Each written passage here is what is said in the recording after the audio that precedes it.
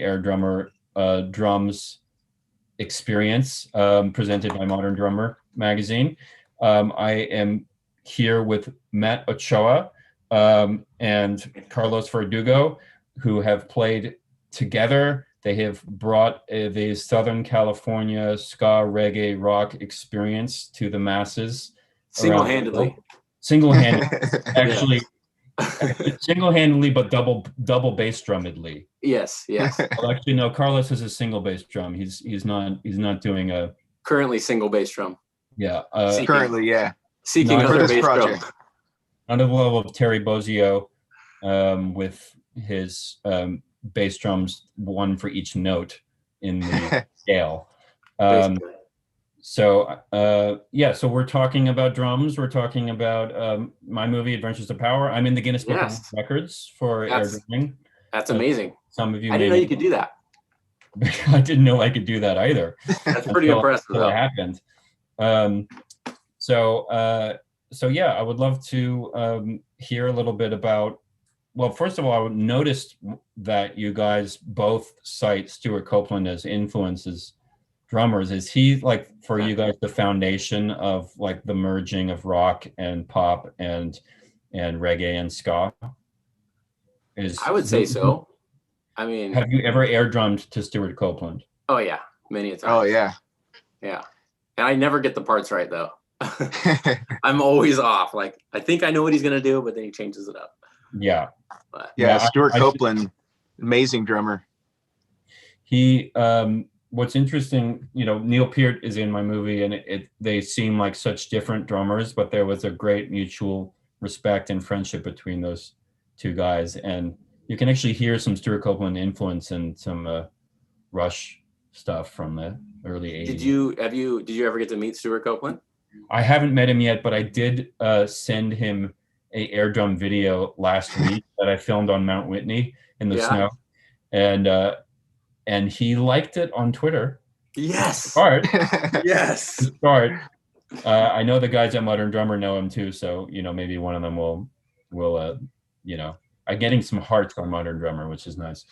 But I'd love to know, Carlos, once because you're on the top of my screen and you actually have a real drum set, which makes me a little insecure as an air drummer. But I'd love to know how you got into rock and into playing, but also, like, did you start thinking about, like, reggae, ska type beats, or what was your first influence? I mean, my first upbringing was a lot of punk rock, so my first band was punk, and I kind of. Well, what is punk to you? Because punk means different things to different people. Well, I mean, when I was growing up, I'm kind of a little bit later generation, but I like a lot of Suicidal Tendencies. We had Rod Diaz last week on the show. Oh, awesome! Yeah. Awesome. Yeah, I mean, just all kinds of different bands. Face to Face was a kind of newer punk rock band that I liked. I liked a lot of the Descendants, with Bill Stevenson. Okay. He's one of my favorite drummers. Yeah, I had a girlfriend who was really into Descendants, and I was a little confused because I felt like drums should be louder. But I never saw them live, so she was playing, like, the way it's mixed, it doesn't sound as, like, intense and aggressive as, like, metal drumming or like Suicidal Tendencies, the way they mix their drums, like, where it's like you feel like if you're standing next to the drummer you might get killed, whereas Descendants has a more gentle approach. Well, Suicidal Tendencies had Brooks Wackerman playing for him for a while on Freedom, that album, and that drumming is super technical. Yeah. Okay. So you got in through punk, and speed was your thing, but then, playing with not speed, but like, speed, like fast, right? Yes. I meant speed. Like, you never know. I mean, that's how the original meaning of speed. I mean, it is COVID age right now, so I mean, you never know. People are doing crazy stuff. Yeah. But Sublime with Rome is not a either speed or speed, the drug. that's not the foundation of the feel. Yeah, reggae is the feel, but there's a lot of punk rock influence, which does have a lot of fast drumming. Right. But I feel like Stuart Copeland was kind of my bridge into reggae, because he had so many really cool reggae licks and different diverse ways of playing the drums that you wouldn't hear as a normal something on the radio that you'd be listening to. I mean, he was listening to Lebanese music as a child, so Oh, wow. There's a lot of influence of North Africa in his sound as well, which I don't think the other guys in the band really had that, but that's one of the things that gave it such a weird sound, I think. He's very worldly, I would say. Yeah, I think his dad was in the CIA. If I have that correctly. That explains a lot. Yeah. So and Matt, I'd love to hear a little about your background, what got you into drumming, what inspired you. Yeah. I started basically in middle school, like a concert band, it was just one of the classes that I had. Does that mean you're playing classical music or well, I mean, it's a grand old flag. It was like, okay, what would you like to play? You have flute and trumpet and trombone, and then there's the percussion section. And I saw the drums, and I was like, I mean, anything to make loud noise. So basically gravitated towards that. And did you start on like a single like triangle or something like that and work basically you have to take a test. As long as you can go right, left, and basically just stay on the beat, then you passed and you were able to do it. So that was extremely difficult for me, but I eventually passed. And growing up, it was just paradiddles was like, that was the hard part. That was like level 6 or something like that. By the way, I'm going to turn Modern Drummer on the side and just say who we are. And for those, you guys talk about 1 second. What are your Instagram accounts so I can give it to the Modern Drummer people? Yeah, at Matty DH. And mine is at Clos Drums, CLOS DRUMS. CLOS Drums. Yes, sir. Okay. Pin. Okay, there we go. Boom. He's better now. Oh, and I should say Sublime with Rome and Birdie Heads. Okay. Whatever. This is high tech. We're living in land. We're streaming to the people. This is a live show, and it's like the microphone's broken. We're still rocking. So, and so I'd love to hear a little bit about how Dirty Heads and Sublime with Rome kind of are cousin bands, how they work together, how they inspire each other. You guys have played on stage together as part of these bands, but as part of other touring bands. Like, what's it like? Is there a rivalry between you? No, it's more like it's like a brotherhood. Actually, is when Dirty Heads, I'd say 2010, maybe 2008, 2010. We were going to a studio in Costa Mesa, and there was this kid Rome that was kind of just going to the studio and writing his own music and whatnot. And we kind of just met Rome at the studio, and cool kid, wrote awesome songs and started collaborating with him. He started writing with our guys. I started doing some sessions for his solo stuff, and that's kind of just how we became like friends and just to kind of know each other and all that kind of stuff. And then Sublime with Rome formed, and we have the same management, so it's all kind of been like in the same family. As far as Rome and Dirty Heads and yeah, so that's been 12 years now, probably 12 years going. And since then we've had like tours together and before that, actually, I used to play in a band called Tribal Seeds, and we played with Dirty Heads a bunch of times, and we actually did a tour with Tribal Seeds, Sublime with Rome, and Dirty Heads, and that's pretty much how. When you were in Tribal Seeds at that time, right? Yeah, I was in Tribal Seeds at that time, and so that's how I got to know all the guys. And then kind of the next tour that we went on, or that I went on with Sublime with Rome, it was like felt like my second tour because we hung out a bunch, and it was all good times. Mm-hmm. That's right.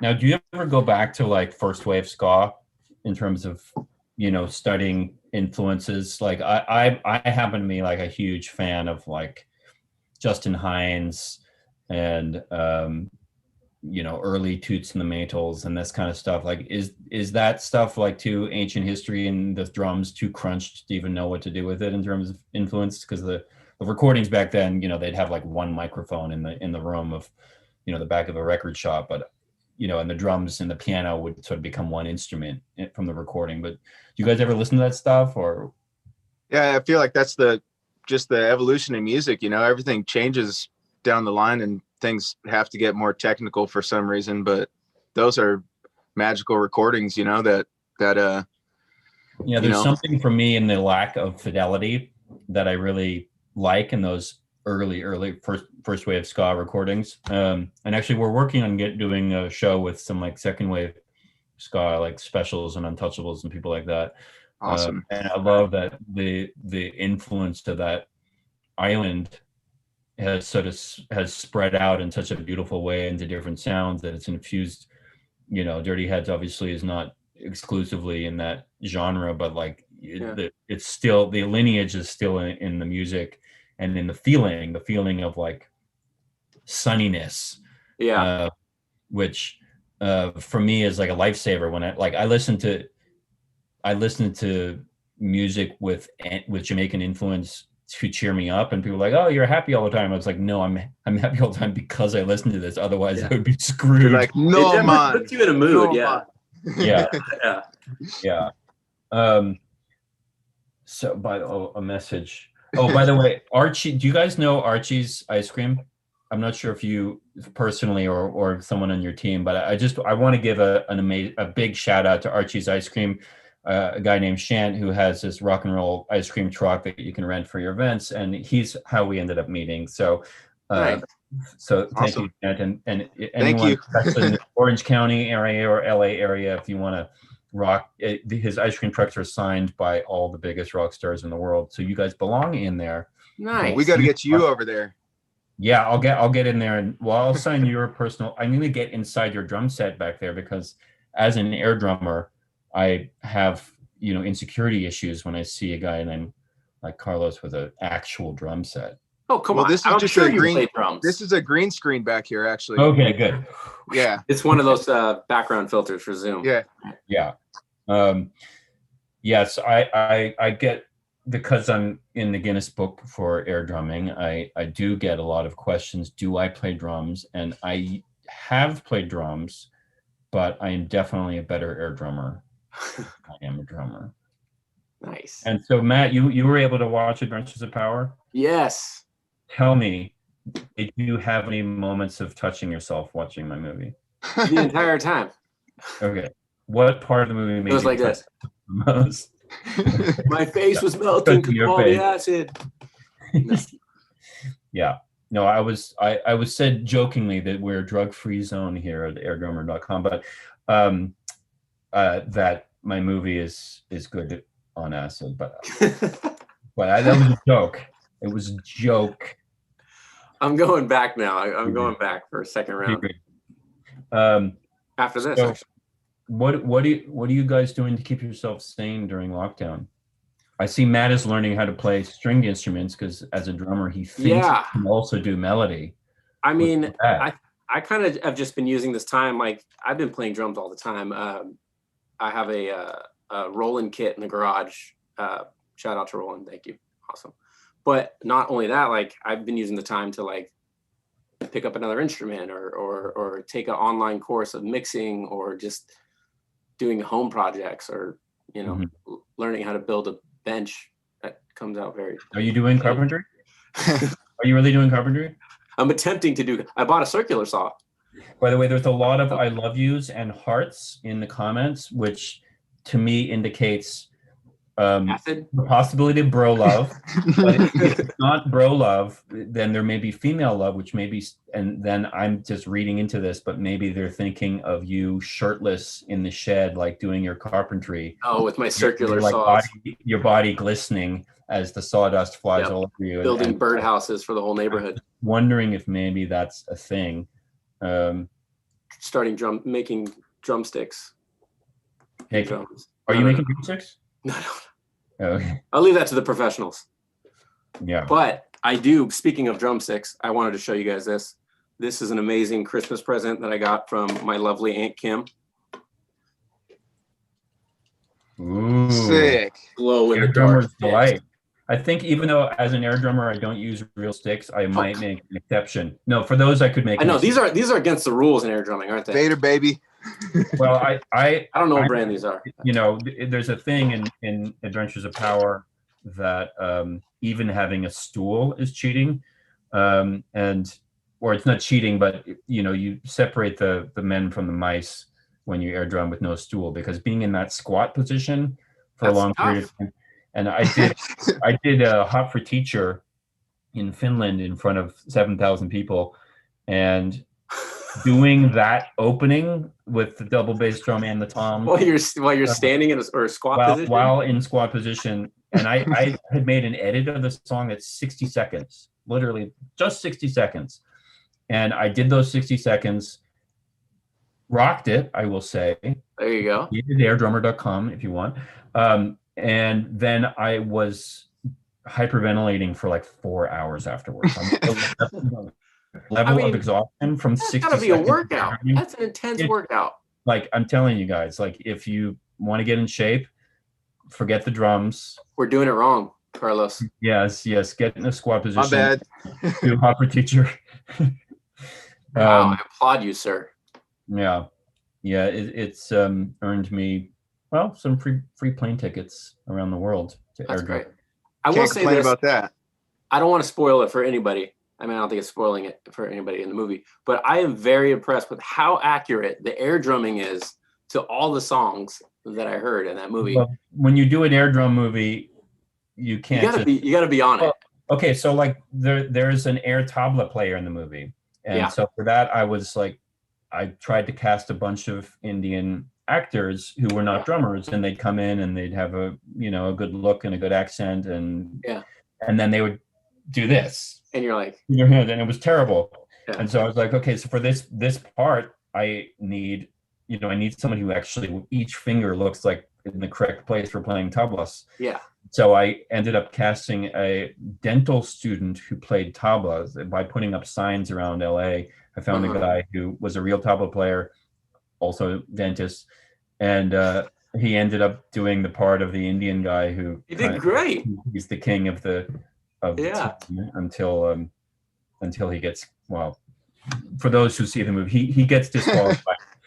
He gets disqualified for playing hand drums because there's a kind of like air drum racism theme in the movie.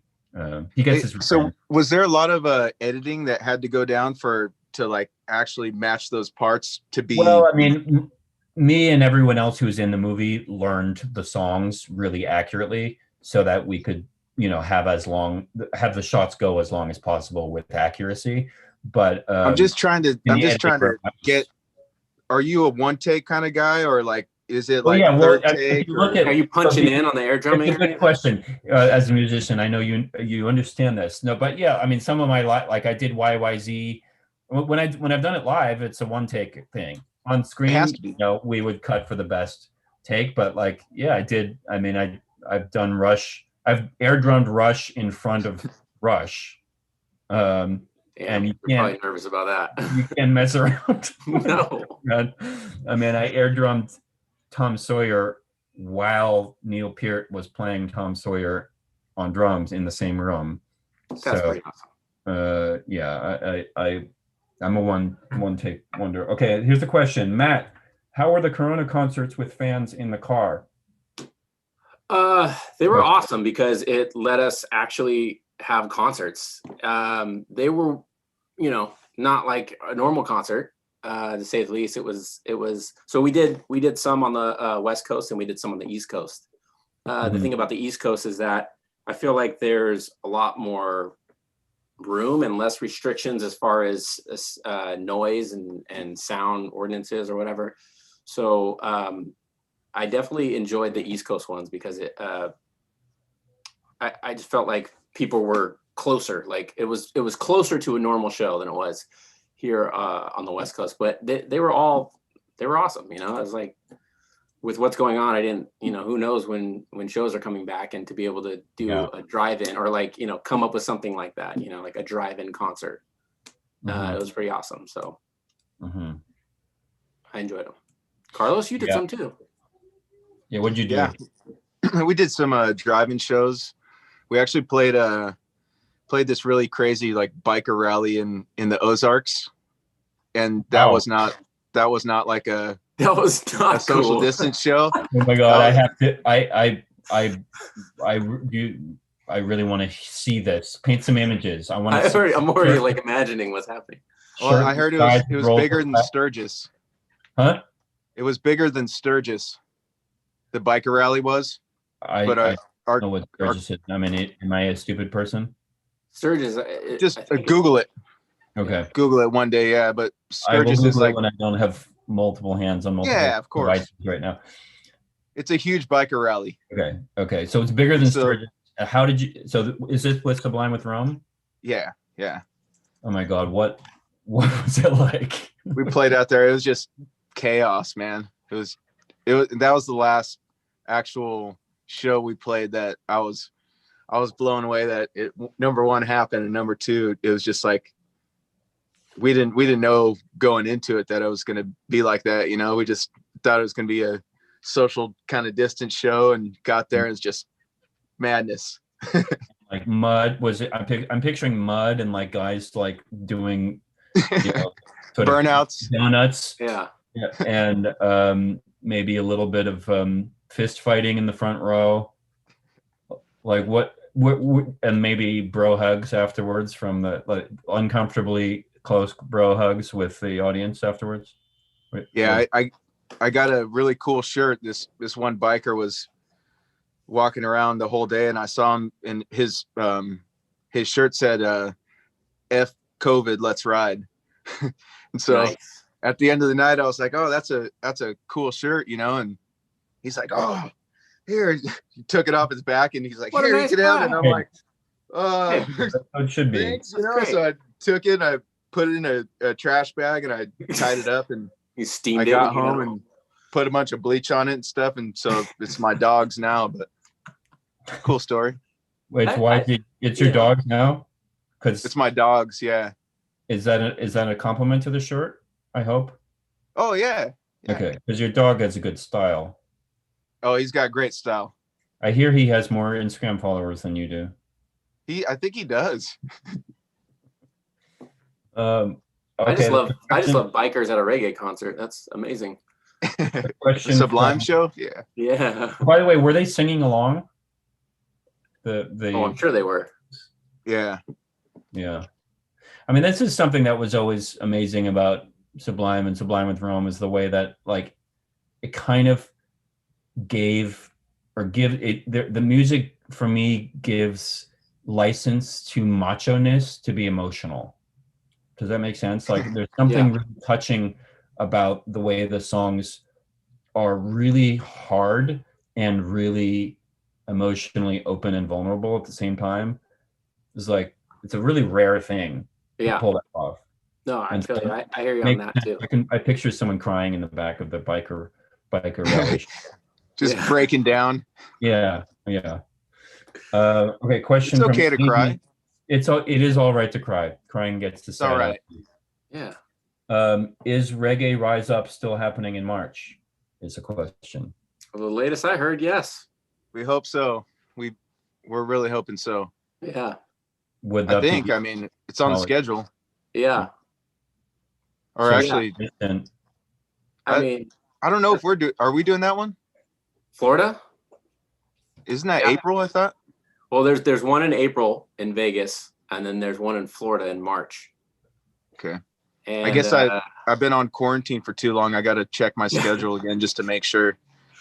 I just, it's there, and I don't get my hopes up too much, but because lately everything's just being pushed back another year, and Yeah. they're gonna do it when it's safe, and They're gonna so, wait until you can play guitar like Yngwie Malmsteen, and then yeah. you'll get back in the Scalloped fretboard and everything. The tabla. Have you Our next tour, sorry to cut you off. Our next tour is actually with the Dirty Heads. I think our next like big tour, once everything gets back together. On the screen. Do you guys both skate? I know Matt skates. Carlos, are you a skater? I skate to get down the road. I'm afraid to hurt myself, like break my arm or something. I've transitioned my skating kind of more into that now, to where it's just kind of like, all right, take it easy. Don't want to. So Matt, were you like actually doing intense skating before? I'd say early on in the Dirty Heads career, I was doing more skating. I had, growing up, I had like a half pipe in my backyard, and I had all the kids, all the neighborhood kids over, and we would skate like every day. That's what I wanted to do. And then I broke my arm, and then I was like, oh, okay, well, let me put that on the back burner for a while, and then when this heals up, let's do drums. So, but I still jump on the skateboard. I broke my arm shooting Adventures of Power. You did? Yeah, which was, I mean, when you're making an air drumming movie and you have a broken arm, it was heartbreaking. It was I had been working on one section of booking this factory, or actually a shipping area in New Jersey. I'd been working for weeks because we shot it in parts, because we raised the money in parts, and very unconventionally filmed movie. And I had it finally booked, and I had a crew ready to shoot this set of scenes. And I was so happy that we went for the location scout the night before. And I'm like, maybe I'll add a scene where like I'm running up, and then I ran across towards where the ship was. And there was like a post where they put the ropes in to tie the ship down. And I ran into it deliberately to make the crew laugh. Yeah. And broke my arm. Oh, shit. And, and I'm in the hospital, and they're like, yeah, you're not gonna be able to move your arm for 6 weeks. And I'm like, no, like screaming in the room, like, no, you don't understand. I'm an air drummer. Like, I have this team. We're supposed to start shooting in the morning. And they were like, you can't. And so we disbanded, and we had to postpone like a bunch of the scenes for another 2 months. But some of the crew was like, look, I got another job, but is there anything you can do so we can get some of the stuff shot? So I picked out a few scenes that I could still do with a broken arm. And so if you look in the movie, there are some scenes where, if you look carefully, I've got a big cast on. Oh, really? I'm like faking it, and like trying to not move I was in tons of painkillers and just like trying to get through the scenes. But that's a bummer. Yeah, broken arm's a big deal. I can imagine. So you break your arm skating? Yeah. It was. You weren't even a drummer at all at that point, or you had played jazz in high school? No, yeah. So it was in high school, and I was part of the drum corps and the marching band and all that. So I had to pretty much I had to just sit it out the entire season, and had the cast on, and it was no fun. And did you get sympathy from the girls? What's that? Did you get sympathy from the girls? Oh, a little bit. Yeah. Because that's, I was in band. There were no girls. Yeah. Oh, okay. So I had this cast from here, and the way that they had to set my arm was like this. So I had a cast like this, and I would take the drumstick, not the glow in the dark drumstick. It was a different drumstick, but I would stick it in the cast like this. And so I would go home and I'd practice. And I did that like almost like traditional. Yeah, for 3 months. Exactly. I did that for 3 months. Yeah. So you became Buddy Rich when you did that. Pretty much. If Buddy Rich had a cast on, yeah. Yeah. By the way, Carlos, do you prefer to be called Silos? Sure, whatever. Carlos or Silos, like whatever. What do people call you in general? I see that.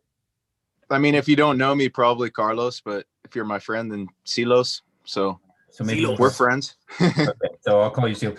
So you have an interesting thing with your drums, your tuning. You want to talk a little bit about, actually Hot for Teacher would be an interesting example of that, where toms and toms and bass are tuned so that they start becoming indistinguishable. Do you want to talk about how you got into that? Yeah, I've always enjoyed the sound of real low drums because it just I don't know, it just the frequency hits good for me, and I feel like you can do a lot of fills since I'm not a double bass drum player. Mm-hmm. I like to incorporate the toms with the kick drum to kind of make your mind wonder if it's double bass or not. Right. Low So tom is the lowest position in Adventures of Power, the movie. Like my character is demoted. He's demoted. There's a scene where he's demoted to low tom. But it's nice that you're. I'm not sure if it's a compliment to low tom that you're making it sound like a bass drum, or if it's like basically a closeted low tom. Like, well, it still has tonality to it. You know, it still has a tone, and you know, it's not just a completely dead kick drum with a pillow in it. You know, it's definitely got tone, and it fits. I mean, it fits for what I do. You know. Mm-hmm. Mm-hmm. Have you ever tried two bass drums? Early in my drumming, I played double kick a little bit, and it was when I was playing. What's that?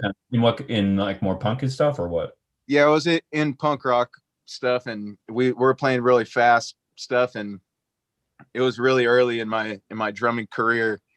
And I remember playing with a bunch of older bands, and I was playing a punk rock beat, but cheating, playing it with a double kick.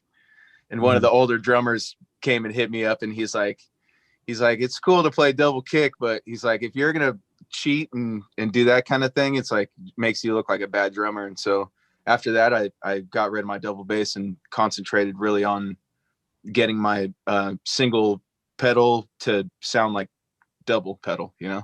30-second notes. Yeah, some Lamb of God kind of stuff, yeah. You know. Yeah. Hey, did you have one of those freaking Frankenstein drum kits when you were younger? Like when I was younger, I had like my drum kit, and then like somehow I came up on like this other like floor tom from some other drum kit, but then I had two floor toms because I had those, and then exactly. I had some, like 10 different cymbals, and you just kind of like piece it together and get the biggest drum kit that you can find. I mean, I had a really crappy I had an Olympic Premier drum set. That was my very first kit. It was like a off brand of a Premier, you know. Yeah. Or it was like their lowest model, you know. It's like the export series or whatever. But I had that, and I ended up getting a DW tom, and I put it as my rack tom. So it kind of looked like I had a DW kit. You're like that DW tom's going on there for sure. Yeah, and then I eventually got a different kit, and it had lugs on it that I didn't really like, and I was a big fan of Orange County drums when I was growing up, and so I got all Orange County drum lugs and put them on my drums to make it look like a different kit. But eventually along the road, I ran into these guys, and now I can actually have a custom kit without pretending it's a Frankenstein custom kit. My air drum kit is DW in Adventures of Power. You actually see there's a shot where you see the stool, and it's got the DW is on it. Yes. Nice. Yeah, that's Maddie's DW. Yeah, I play DWs. Yeah. You deal with I'm Vessel Drum Co. Nice. No, it's nice that the smaller shops are still rocking. Yeah. Tough with these to keep a small business going. So and 100%. Don has become like the biggest fish around in drum history. I mean Lombardi. I mean. So, question for, well, actually, one thing I just want to plug, we do everyone who watches Adventures of Power on Amazon, even if you're streaming it for free, the money goes to support Music Cares. Music Cares is an organization that run by the Grammy Association that supports musicians in need, and in this very, very difficult time for everyone, but particularly for musicians, it's so helpful. And there are some musicians who are not able to tour, not able to do anything, and don't have the prospects in front of them. And so anyone who wants to contribute directly to Music Cares, they can go to adventuresofpower.com. We have a link to donate for us, or whenever you watch the movie, or if you buy it on Vimeo, you're supporting Music Cares. So please, Yes. Please support. that. Yes, Boom. please do that. That's And so awesome of you too. I also want to give a shout out to Modern Drummer that has been so helpful with this whole process and is a really fun partner on this. And for anyone who's interested in drumming, the Neil Peart Festival Special, which is still is available at the shop at at moderndrummer.com. It's 4 hours of interviews and music and people talking about Neil Peart, and it's a beautiful thing. I'm in it. I'm in it for 5 minutes talking about air drumming, but more importantly, Yes. like actual drummers rocking and talking about what an influence Neil Peart was. So please check that out and eat your Archies while you're doing it. Those are the important things I have to share because they're our partners and wonderful people all around. So yeah, Modern Drummer, man. I grew up reading Modern Drummer for sure. That was like Me too. That was like the one you want to be on the cover of. Yes. Have you made it to the cover yet? No. All right. Well, I've been in it. I've been in it with an article. Okay. I was actually trying to look for it the other day, and I had a box of Dirty Head stuff I was just going through, you know, and I was looking for it. I found a couple other things that we did that I definitely kept and I wanted to keep, but the Modern Drummer magazine was one too. And I was looking through it and I found a Modern Drummer magazine. I was like, this must be it. And I went through every single page like 4 times. I went through the whole thing, and all I could find was a long article about Josh Freese. So like, why did I keep this magazine? It must have been because of Josh. I don't know why I did that. But you guys both are in the Josh Freese lineage. So yeah. Kind of makes sense, right? Yeah.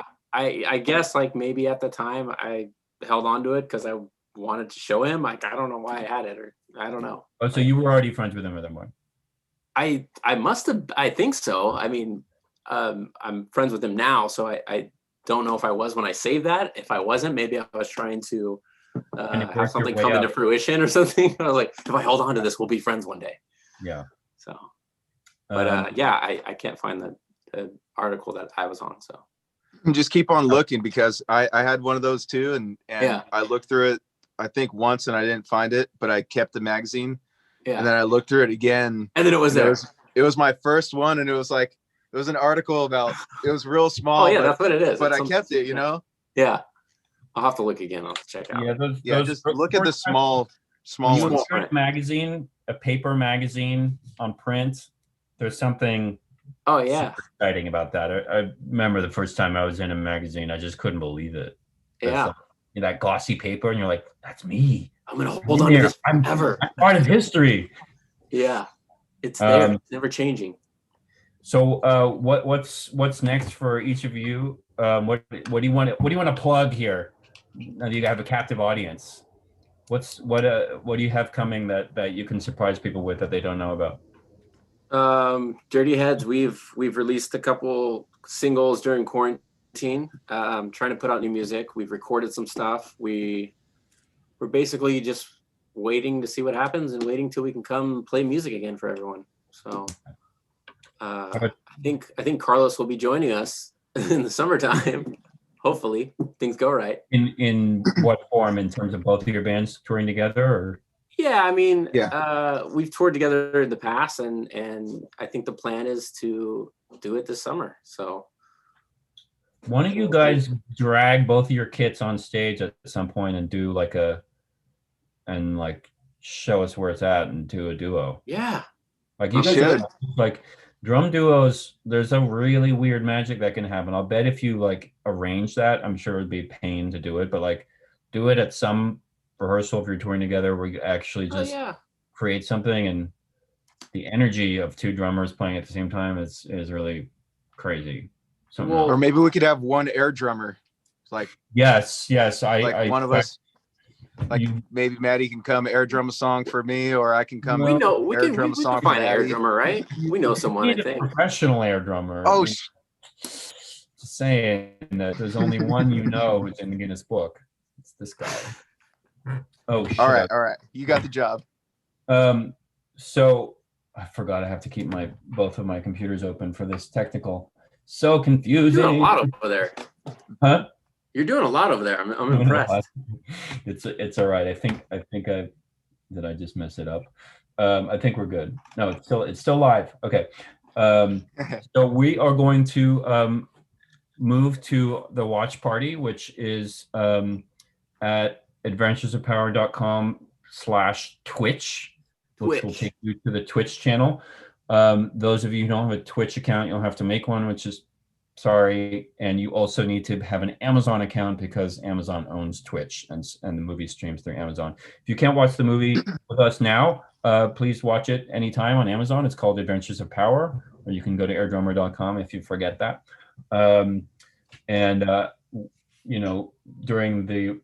During the watch now, you can comment, you can cook your food, and you can make jokes at me, and I will respond on Twitch. So we will move over there in a second. Anything else you guys want to say to your lovely fans? Yeah, I just want to thank you for having us. This is awesome. The movie's hilarious. You guys are gonna love it. And thank you for partnering up with Music Cares, and that means a lot. I know a lot of people are struggling during this time, and it's really rad that you're doing it. And the movie's hilarious. I think it's pretty fucking awesome. So thank you. Yeah. So I'll see you guys over at Twitch in about. Let's do it. Yeah, please guys, stick around for this movie, please. If you guys are not busy doing anything. If not, then make sure you check it out on the next one. If it's all right, I'd like to give just a second for all the drummers who are out there, just to give a shout out to Aquarian, Vessel Drum Co., Peisty Cymbals, and Vader Drumsticks, and also Traeger Grills. They've been hooking Dirty Heads and I up. So yeah. Much love to you guys, and thank you very much for letting us do this. Thank you. See you guys at adventuresofpower.com/Twitch. Yeah. Boom. Okay. I'm going to keep this Instagram live on. Does anyone, I think I can just click start watch party. I'm going to do it right now. I'm just going to do it. I'm not sure if we're still live on any of the channels. So before you guys take your clothes off and do anything interesting. You know who one of the best characters in the movie is? The guy with no hands, the hooks for hands. Yeah. He's an amazing actor. I went to his house a few months ago when COVID was starting and interviewed him, and actually I can't even tell you what he said, but he's one of the funniest people I've ever met. And he would say to me, like, I don't understand Ari. He calls me Ari. Ari, I don't understand this movie at all, but I trust you. Yeah. I mean, the whole cast, it's a phenomenal cast. I mean, fantastic. Okay, so question for is our tech, I think the movie is starting, but it's weird. When I see us talking. John, if you're still there, do you have any idea? Yeah, this is probably going out to Twitch. So, but I started the movie on Twitch, but what looks like my stream manager, I still see me, and I don't understand. But you may not know why that is. Let's send everybody to Twitch, and I will stop the Zoom streaming okay. to the other places. Adventuresofairdrummer.com if you get lost, and see you out there. Okay, I'm turning this off. Woo! Bye.